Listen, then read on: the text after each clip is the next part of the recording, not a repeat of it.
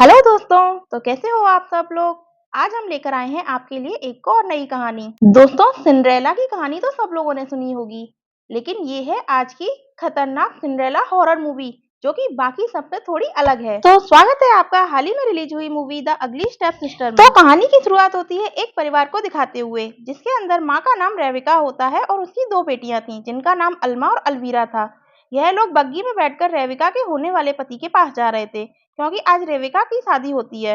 अब इसी बीच हम अलवीरा को देखते हैं, जो कि प्रिंस जूलियन से काफी आकर्षित थी और उसे प्रिंस जूलियन बहुत पसंद था। वो उससे शादी करना चाहती थी। बात करी जाए प्रिंस जूलियन के बारे में, तो वह स्विट्जरलैंड के किंगडम का प्रिंस था। लेकिन मैं यहाँ पर आपको बताना चाहूंगी कि अलवीरा दिखने में इतनी अच्छी नहीं थी और वह बहुत अगली थी। इसीलिए इस मूवी का नाम है अगली स्टेप सिस्टर। अलवीरा यह भी जानती थी कि प्रिंस जूलियन उसे कभी भी पसंद नहीं करेगा, लेकिन अलवीरा उसको बहुत पसंद करती थी और वह अक्सर प्रिंस से शादी के सपने देखा करती थी। खैर, अभी ये लोग उस आदमी के घर पहुंच जाते हैं जिससे रेविका की शादी होने वाली थी। उस आदमी का नाम ऑटो होता है। ऑटो काफी अमीर आदमी था, क्योंकि उसका घर काफी आलीशान था। खैर, यहाँ पर उनकी शादी हो जाती है और ऑटो की एक बेटी भी होती है, जिसका नाम एगस था। एगस एल्वीरा को अपनी बहन की तरह ही ट्रीट कर रही थी। एल्वीरा एगस को बता देती है कि वह प्रिंस से शादी करना चाहती है। खैर, अब रात को रेविका और पूरा परिवार डिनर करते हैं। डिनर करते टाइम अचानक ऑटो की मौत हो जाती है। ऑटो के मुंह से खून आ रहा है, यह देखकर एगस रोने लगी थी। खैर, इसके बाद में शाम को एल्वीरा एगस के पास खाना देने जाती है, लेकिन वह काफी दुखी थी। वो अपने बिस्तर पर एक बेजान चीज की तरह पड़ी हुई थी। अब एल्वीरा उसके पास में बैठ जाती है। वो एगस का मेकअप ब्रश देखती है और उसे उठा लेती है, जिसको देखकर एगस उसे ब्रश को रखने के लिए बोलती है। यहाँ पर एगस उसे बताती है कि उसके पिता ने उसकी माँ से शादी इसलिए की थी क्योंकि उन्हें पैसों की बहुत जरूरत थी, क्योंकि उन्हें लगता था कि रेविका पैसे वाली है। लेकिन दूसरी ओर हम यह भी जान पाते हैं कि रेविका ने भी सेम रीजन की वजह से यही सोचकर ऑटो से शादी करी। यह सुनकर एल्वीरा जल्दी से दौड़कर जाती है उसकी माँ को यह सब बताने के लिए, लेकिन ऑलरेडी उसकी माँ को सब कुछ पता था, क्योंकि ऑटो के कर्जदार वहाँ उनको पैसे मांगने आए थे और वह उन्हें कुछ समय की मोहलत देकर वहाँ से चले गए। यहाँ रेविका को काफी गहरा सदमा लगा था, इसलिए वह गिर जाती है। उसे उठाने के लिए एल्वीरा वहाँ पर आती है। अब यहाँ रेविका कहती है कि हम कोई ना कोई रास्ता निकाल लेंगे, लेकिन हम जानते हैं कि रेविका के पास खाली एक ही रास्ता था और वह था किसी बूढ़े अमीर व्यक्ति से शादी कर ले। लेकिन अब तो रेविका से कोई शादी भी नहीं करेगा, क्योंकि वह काफी बूढ़ी हो चुकी है। जिस पर उसकी बेटी अलवीरा कहती है कि वह प्रिंस से शादी करेगी, जिससे उन्हें कोई भी दिक्कत नहीं आएगी। जिस पर रेविका उसे अपनी शक्ल आईने में देखने के लिए कहती है कि उसको प्रिंस कैसे पसंद करेगा, वो भी इस तरह की बदसूरत शकल वाली को। अब दूसरी ओर एगस अपने पिता के शरीर के पास जाती है, जहाँ पर अपनी माँ से प्रार्थना करके कहती है कि सब कुछ ठीक हो जाए। तब सीन बदलता है, जहाँ पर हम शाही मैसेंजर को देखते हैं, जो कि यह अनाउंस करने आया हुआ था कि प्रिंस जूलियन जो है वह अपने लिए प्रिंसेस चुनने वाले हैं, और उसके लिए उसने एक वॉल डांस का आयोजन किया था। सारी कुंवारी लड़कियां इसमें भाग ले सकती हैं। यह सुनकर एल्वीरा के अंदर एक होप जाग उठी थी, लेकिन इसमें एगस भी पार्टिसिपेट कर सकती है और एल्वीरा भी। अब एल्वीरा बॉल में जाने से पहले प्रिंस के साथ शादी करने के सपने देख रही थी। अगले सीन में हम देखते हैं कि एल्वीरा की माँ ने एक सर्जन को बुलाया हुआ होता है, जो कि एल्वीरा की फेशियल सर्जरी करेगा, ताकि प्रिंस शादी के लिए उसको चुन ले।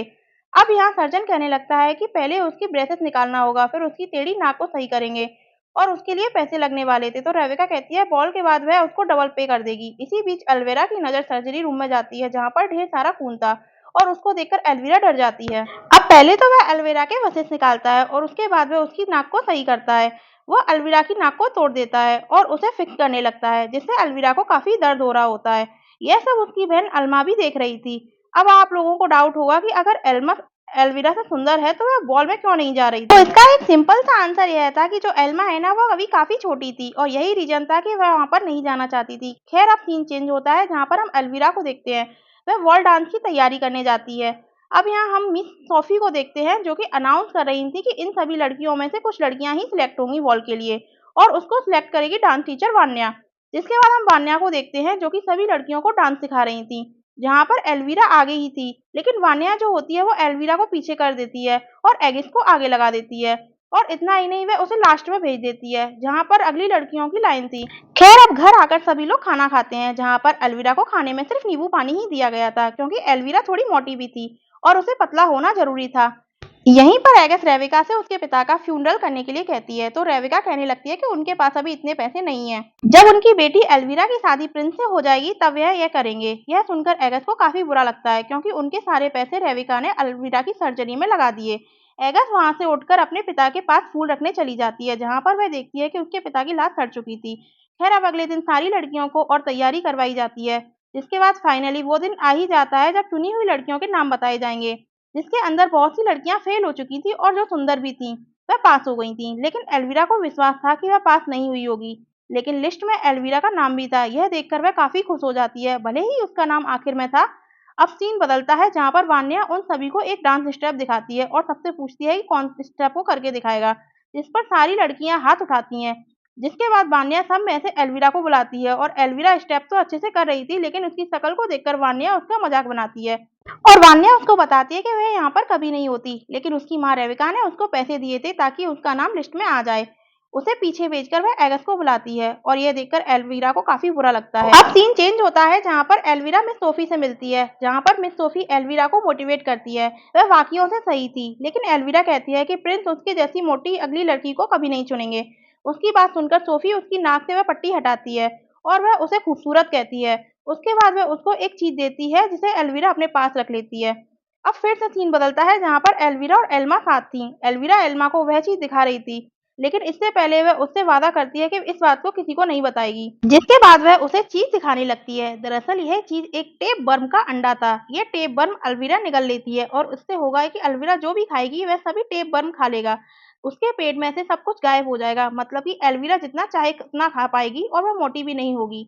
यह सुनकर एल्मा चिढ़ जाती है, लेकिन एल्विरा बताती है कि जब एक बार उसका काम हो जाएगा तब वह एंटीडोट खा लेगी, जिससे कि वह टेपवर्म खत्म हो जाएगा।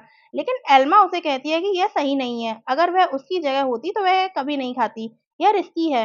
और एल्मा उससे नाराज होकर वहां से चली जाती है। अब दूसरी ओर हम एगस को देखते हैं, जिसका अफेयर घर के केयरटेकर आइकस से चल रहा था। वह प्रिंस से शादी खाली मजबूरी में ही कर रही थी, क्योंकि उसे पता था कि उसकी स्टेप मदर एक बुरी लेडी है, यानी कि रेविका। तभी हम दूसरी ओर एल्विरा को देखते हैं, जो कि उस स्टेप वर्म को सच में निगल जाती है। खैर वहीं उसे कुछ आवाज आ रही थी और वह प्रिंस की आवाज थी, जो कि अपने दोस्तों के साथ शिकार पर निकला हुआ था। उसको देखकर एल्विरा दोबारा अपनी शादी के सपने देखने लगती है। खैर अब रात को एल्विरा देर से आती है और वह एग्नेस और आइकस को रोमांस करते हुए देख लेती है और उसके बारे में अपनी माँ को जाकर बता देती है। यह सुनकर रेविका एगस को पीटती है और अब से एगस घर का सारा काम करेगी। और हम देख पाते हैं कि आइकस को भी पत्थर मारकर भगा दिया गया था, मतलब कि अब एल्विरा का रास्ता क्लियर हो चुका था, क्योंकि उसके बीच का सबसे बड़ा कांटा उसकी स्टेप सिस्टर एगिस थी।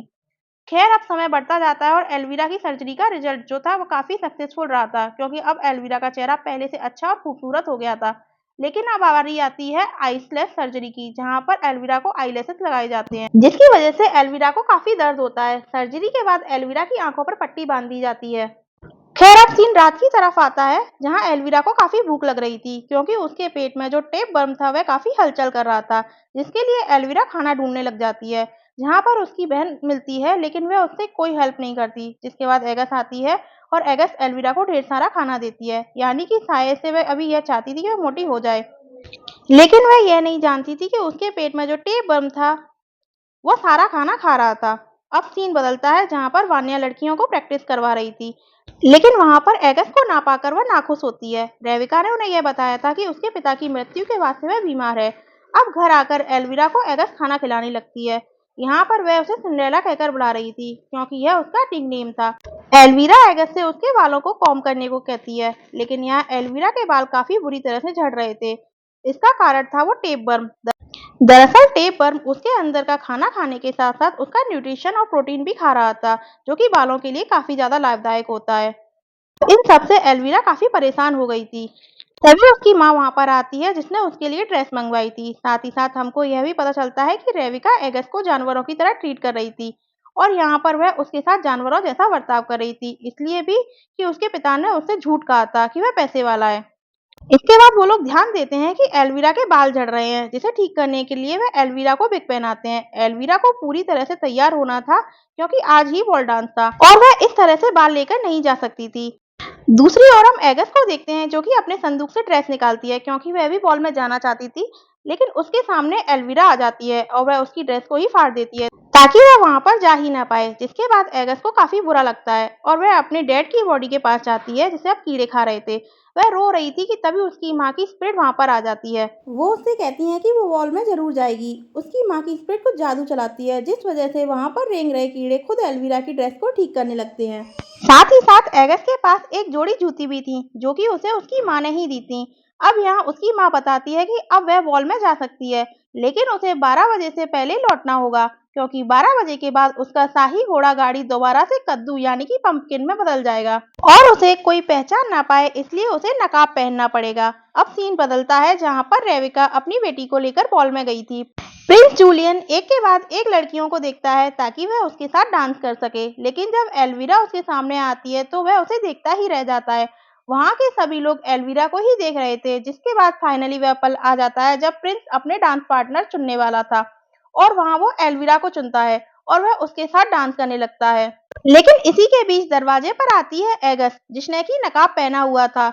उसको देखकर प्रिंस जूलियन उसके पास जाकर उसी के साथ डांस करने लगता है और एल्विरा उनको देखकर जलने लग जाती है। लेकिन एल्विरा के पेट में अचानक से दर्द होने लगता है, जिसके बाद एल्विरा अब सबसे अलग होकर एकांत में आती है, जहाँ पर वह वॉमिट करने लगती है और उसके पेट में से ढेर सारे टेप वर्म के अंडे निकलते हैं। इसका मतलब यह था कि टेप वर्म ने उसके पेट में ही अंडे दे दिए थे। तभी उसकी माँ वहाँ पर आती है और उससे पूछती है कि उसे क्या हुआ है। तब वह काफी रोने लगती है। एल्विरा अपनी माँ से कहती है कि अब उसे यह सब नहीं करना, लेकिन तभी उसकी माँ उसे थप्पड़ मारकर जबरदस्ती वहाँ पर ले जाती है। थोड़ी देर बाद एल्विरा फाइनली एगस का चेहरा देख लेती है, जिससे उसको पता चल जाता है कि यहाँ पर यह एगस आई थी, जो कि नकाब ओढ़कर आई थी। 12 बजने वाले थे, इसलिए एगस वहाँ से भाग जाती है, लेकिन उसका एक जूता वहीं पर ही रह जाता है। तब प्रिंस जूलियन अनाउंसमेंट करता है कि जिसके पैरों में यह फिट आएगा वही उसकी प्रिंसेस बनेगी। अब यह सुनकर एल्विरा अपने घर जाती है और वहाँ एगस से वो जूता छुड़ा लेती है, लेकिन वो जूता